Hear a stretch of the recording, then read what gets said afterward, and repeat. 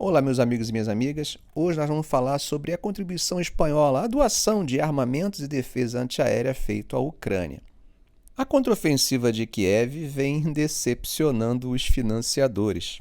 Esse ataque recente em Kharkiv, que segundo os números preliminares teria deixado mais de meia centena de mortos entre civis, parece que aumenta a percepção de que a contraofensiva pode ter um custo muito maior do que os estrategistas haviam calculado. Zelensky começa a perceber que seu pires tem voltado cada vez mais vazio. Os ucranianos estão vendo que vai ficando cada vez mais complicado garantir recursos e equipamentos dos aliados. Nos Estados Unidos, por exemplo, com essa crise política maluca envolvendo a troca de poder no Congresso, muita gente já não quer mais mandar tanta grana e armamento para a Ucrânia. O Trump, que precisa se fortalecer politicamente para enfrentar seus passivos jurídicos, está batendo nessa tecla, dizendo que os americanos estão mais preocupados com a segurança da Ucrânia do que com a própria segurança deles. Nas conversas, já é possível encontrar pessoas argumentando que os gastos com guerra no exterior poderiam garantir um sistema de saúde que tornasse a vida dos cidadãos mais confortável. Já na Europa, apesar dos líderes dizerem que vão continuar ajudando, eles também estão de olho na situação dos Estados Unidos.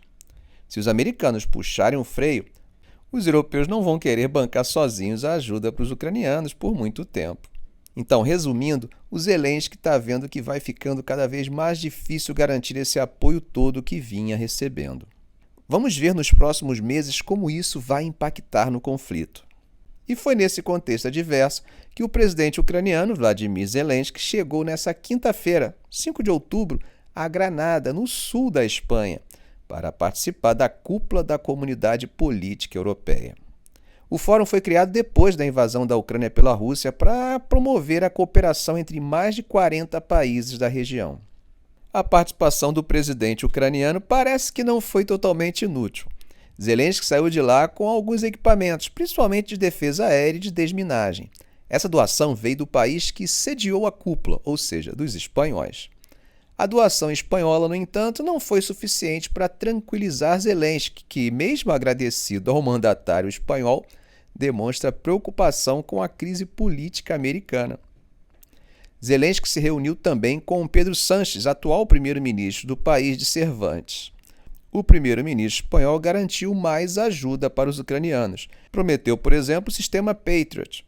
Claro que podemos dizer que o Patriot é antigo, e realmente é. Sua concepção inicial vem da década de 1960. Mas ele ganhou prestígio mesmo durante a Guerra do Golfo de 1991, com o envolvimento de mais de 40 mísseis iraquianos Scud. O sistema foi usado com sucesso também contra mísseis iraquianos durante a Guerra do Iraque em 2003 e também tem sido usado pelas forças sauditas e dos Emirados no conflito iemenita contra os Houthis. Outros líderes europeus confirmaram que vão continuar ajudando os ucranianos, até porque, independente de qualquer dificuldade, uma declaração em contrário, em cúpula como aquela, poderia ter consequências catastróficas sob o ponto de vista estratégico, seja no front, seja na mesa de negociações. Mas o que está evidente é que a agenda da austeridade já começa a bater a porta de alguns países e vai ficando cada vez mais difícil defender gastos no exterior. Lembram do slogan de Trump em sua eleição, American First? Esse tipo de pauta, principalmente em momentos de crise, tem um poder que os candidatos ou partidos políticos não podem desprezar. Eu lembrei aqui de Churchill, grande herói do Reino Unido na Segunda Guerra Mundial. Não foi capaz de se manter no poder diante de uma sociedade que não estava mais disposta a bancar gastos no exterior. Sua agenda, de uma hora para outra, passou a ser rechaçada. Não é por acaso que, em 1947, 2 anos após o fim da guerra, a Inglaterra sai da Turquia, cede a independência para a Índia e entrega o mandato da Palestina para as Nações Unidas. England First venceu. Claro que isso é apenas uma leitura e que o discurso deve ser pautado pela ideia de que os Estados Unidos irão superar crises políticas, uma vez que possui instituições fortes e que vai continuar ajudando os ucranianos. A pergunta é, até quando? O Trump, por exemplo, tem afirmado que o Biden só quer saber de Ucrânia, mas que não toma nenhuma atitude firme em relação às fronteiras entre o México e os Estados Unidos. Em outras palavras, estaria mais preocupado com as fronteiras da Ucrânia do que com as fronteiras dos Estados Unidos. Nós podemos olhar os gastos americanos como investimentos em uma estabilidade mundial, que promova um ambiente de negócios mais previsível e favorável. No entanto, já há pesquisas que apontam que cerca de 45% da população americana acha que os recursos que foram empregados na Ucrânia foram recursos ineficientes. Estamos falando de quase metade da população.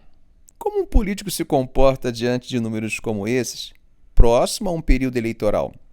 A União Europeia vai fazer de tudo para continuar ajudando a Ucrânia, mas sabemos que sem os Estados Unidos eles terão grandes dificuldades para conseguir suprir a demanda do conflito ucraniano.